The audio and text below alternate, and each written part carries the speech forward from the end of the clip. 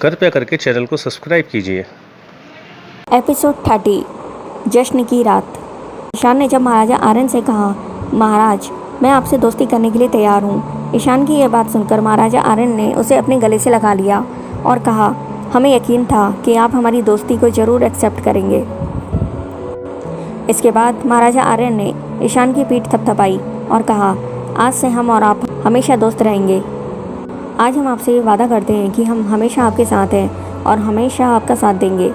महाराजा आर्यन की यह बात सुनकर ईशान महाराजा आर्यन से कहता है, महाराज आर्यन, ये तो मेरी खुदकिस्मती है, आपने मुझे अपनी दोस्ती के काबिल समझा और मुझसे दोस्ती की, यहाँ तक कि आपने मेरी जान बचाई और मुझे यहाँ अपने महल में लाकर मेरा इलाज करवाया। मैं सच में बहुत लकी हूँ जो मुझे आपकी दोस्ती मिली और आपका साथ मुझे मिला।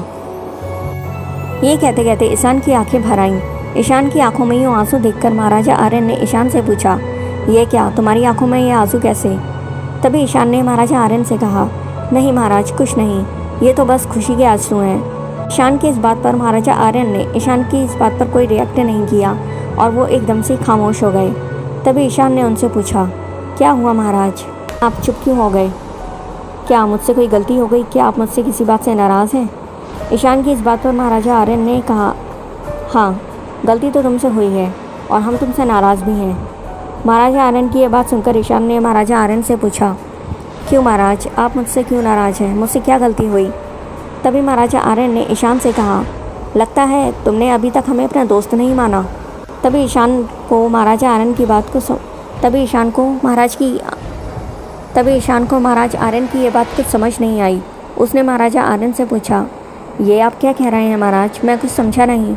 तभी महाराजा आर्यन ने ईशान से कहा, हाँ, मैंने जो कहा वो सच कहा, क्योंकि अगर तुम हमें अपना दोस्त मानते तो हमें अभी तक महाराजा आर्यन ना कह के हमें हमारे नाम आर्यन से पुकारते।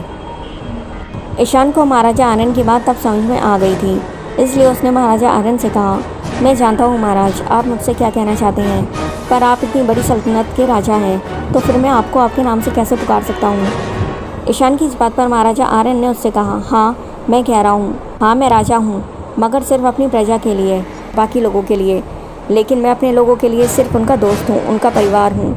और जैसे कि बाकी लोगों के यहाँ लोग होते हैं और अपने परिवार के लिए कोई राजा महाराजा तख्त ताज नहीं होता। इसलिए अब जब हम दोस्त हैं, एक दूसरे के परिवार का हिस्सा हैं, तो हमारे बीच कोई भेद नहीं होना चाहिए और इसलिए तुम मुझे मेरे नाम से ही पुकारो, जैसे बाकी लोग अपने दोस्त को उनके नाम से पुकारते हैं। महाराजा आर्यन की इतनी सरलता, सौम्यता, सिंप्लिसिटी, अपनापन, दरियादिली देखकर ईशान मन बहुत खुश हुआ। उसने सोचा, मुझे यकीन नहीं हो रहा कि आज भी ऐसे राजा हैं जो अपने तख्त ताज और अपने रुतबे का दिखावा नहीं करते और ना ही किसी बात का घमंड करते हैं। ये सोचते हुए ईशान ने महाराजा आर्यन से कहा, ठीक है, मैं अब आपको आपके नाम से ही पुकारूंगा महाराज। अब ईशान के मुंह से एक बार फिर से गलती से महाराज शब्द निकल गया, जिसे सुनकर महाराजा आर्यन ईशान को घूरने लगे और तभी अचानक महाराजा आर्यन और ईशान की हंसी छूट गई और एक बार फिर से महाराजा आर्यन ने ईशान को अपने गले लगा लिया और कहा, आज का दिन हमारे लिए बहुत ख़ास है क्योंकि आज हमें एक नया दोस्त मिला है, इसलिए आज जश्न होगा जो हमारी इस दोस्ती के नाम होगा। इसके बाद महाराजा आर्यन ने ईशान से कहा, अब तुम आराम करो और हम अब जाते हैं क्योंकि हमें शाम के जश्न की तैयारी करनी है।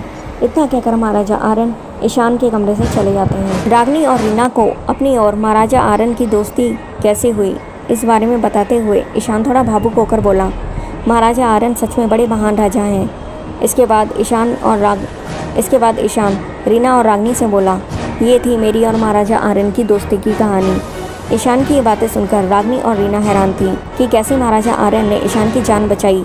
साथ ही साथ वो उसे अपने महल में उसे इलाज के लिए भी ले गए और उसका इलाज कराया और उसके साथ दोस्ती भी की।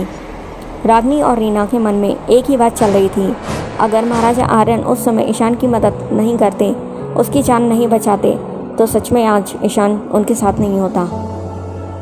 तभी रीना ने ईशान से कहा, आप सही कह रहे हैं, वाकई में महाराजा आर्यन एक नेक दिल और महान राजा हैं और उन्होंने आपकी जान बचाकर सच में हम पर बहुत बड़ा एहसान किया है। तभी रागनी ने ईशान से पूछा, फिर आगे क्या हुआ भैया? तब ईशान ने रागनी और रीना को बताते हुए कहा, फिर क्या, फिर तो उस रात महाराजा आर्यन के महल में खूब बड़ा जश्न हुआ। हम सब ने मिलकर खूब एंजॉय किया और ये जश्न हमारी दोस्ती के लिए रखा था। इसलिए महाराजा आर्यन ने अपनी प्रजा और परिवार के सामने हमारी दोस्ती का ऐलान भी कर दिया था। और फिर सबके सामने उन्होंने मेरा परिचय कराया, मुझे सबसे मिलवाया और फिर उन्होंने कहा, मैं सपनों की दुनिया का महाराजा आर्यन आज बहुत खुश हूँ क्योंकि मुझे आज एक सच्चा दोस्त मिला है और मुझे बेहद खुशी है कि आप लोग भी मेरी इस खुशी में मेरा साथ देने आए हैं। मैं और ईशान आज से बहुत अच्छे दोस्त हैं और ये हमारी दोस्ती हमेशा बरकरार रहेगी, इसी की हम कामना करते हैं। इसके बाद महाराजा आर्यन ने ज़ोर से चिल्लाते हुए कहा, ये जश्न और ये जाम हमारी इस दोस्ती के नाम। इसके बाद महाराजा आर्यन की इस बात से वहाँ सब लोग ज़ोर ज़ोर से चिल्लाने लगे। चारों तरफ खुशी की लहर दौड़ पड़ी, जिसे सुनकर उनकी प्रजा और महल के बाकी लोग, महाराजा आर्यन के परिवार के सब लोग बहुत खुश थे।